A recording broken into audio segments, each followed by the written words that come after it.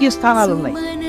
ఆ 8 సౌభాగ్య స్థానాల్ని పొరపాటున కూడా కాలుతో తొక్కడం కానీ, కాలు తగలడం కానీ, నోటితో నింద చేయడం కానీ, విమర్శించడం కానీ, తక్కువ చేసి మాట్లాడడం కానీ చేస్తే అటువంటి వారు ఉత్తర జన్మలయంలో అమ్మవారి యొక్క అనుగ్రహాన్ని కోల్పోతారు. మొట్టమొదటిది తాడి చెట్టు, రెండవది చెరకు. అందుకే అమ్మవారి చెరుకు పట్టుకుంటుంది. చెరుకు ముక్కలు తీసుకొచ్చి అమ్మవారికి పెట్టినా వినాయకుడికి పెట్టినా పరమ ప్రీతి.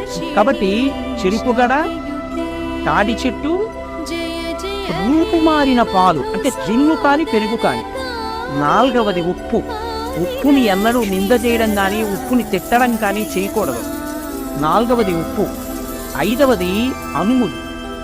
ఆరవది ఎర్రటి రంగులో ఉండేటటువంటి పువ్వులు. ఇంకొక 2 స్థానాలు కూడా ఉన్నాయి. జీలకర్ర. 8వది ధనియాలు.